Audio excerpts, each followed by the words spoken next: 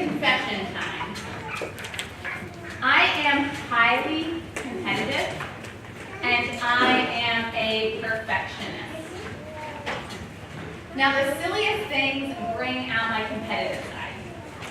If I see someone else in a restaurant parking lot, I have to get to the door first so I can be seated first.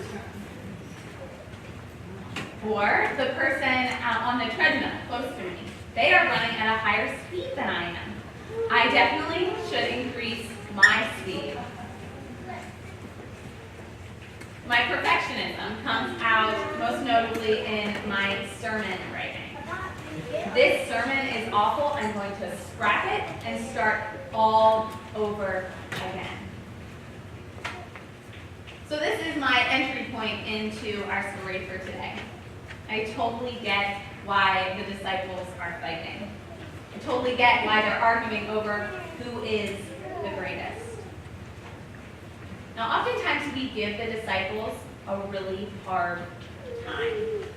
We wonder why they can't seem to get it in their heads about what Jesus is talking about. Because after all, if we were Jesus' disciples back then, we would totally be listening intently to every word that Jesus was speaking. And we would totally get every word, right? No. Being honest with ourselves, we, like the disciples before us, we also have a hard time understanding who Jesus is and what Jesus is all about. Last week we heard about Peter rebuking, scolding Jesus for saying that he was to suffer, die, and rise again.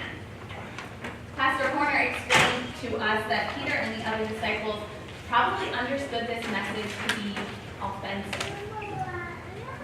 One of my professors always said that Jesus, the Son of God, on the cross, that was scandalous. How could the Messiah suffer, die, and rise again? That's not what the Messiah is supposed to do. The Messiah is to be powerful. The Messiah is to be a king. So Peter tries to correct Jesus. Peter tells Jesus that's not what's supposed to happen. Then Jesus explains the way of the cross that involves sacrifice. And then flash forward to where we are a couple of chapters today. So after hearing Jesus explain his role as the Messiah and their call as his disciples, they still don't get it. So Jesus repeats himself, and that's what we heard at the beginning of our story for today. And then even after hearing it for a second time, the disciples, they still don't get it. So on the way to Capernaum, they fight over who will be the greatest. And again, we're thinking, these guys are really stupid. They still don't seem to get it. Why aren't they listening to what Jesus is trying to teach them? But again, if we're being honest with ourselves, we too fight over who is the greatest. We too, again, don't always understand what Jesus is talking about. So Jesus is still trying to teach us today. After all, our society values greatness. Our society values power and prestige. Maybe you can think of a time when you heard an argument like the one the disciples are having. I am the best. No, I think I'm the best. If we hear it that way, it sounds kind of silly, but I think we can all think of an argument that just got out of hand like that over who's the greatest. I think of the bickering and the competition between the characters of the television drama Grey's Anatomy. They're a group of surgical interns who are constantly fighting over who is the best intern, jockeying for position, and abusing their fellow interns along the way. Society wants us, expects us to be the best, the greatest, or at least strive to be. And then, like the disciples, we start bickering over who is the greatest, and then we're not very nice to one another in the process. But then, here comes Jesus, who will overthrow these societal values. He's going to turn these values upside down. He asked the disciples, "What were you arguing about along the way?" After all, Jesus did know what they were arguing about, and he probably saw this as an opportunity to teach his disciples. Jesus takes a child into his arms to illustrate something for his disciples. And to our modern ears and eyes, we view this moment as sweet. You might view it like this. But what we don't understand is this is a radical moment in Jesus' time. You could say it's another scandalous moment in Jesus' ministry. Because in Jesus' time, children were essentially non-people. Children were socially invisible. A child shouldn't have been following around this teacher and his students. And by taking this child into his arms, Jesus is teaching his disciples an important lesson. And we, as Jesus' disciples today, we should be paying attention. Jesus is teaching and modeling service to his disciples and love for those who society deems invisible, unimportant, and less than. Jesus doesn't call us to greatness. Jesus calls us to service. Jesus calls us to what Henry Nouwen, the Catholic priest, writer, professor, and theologian, called downward mobility.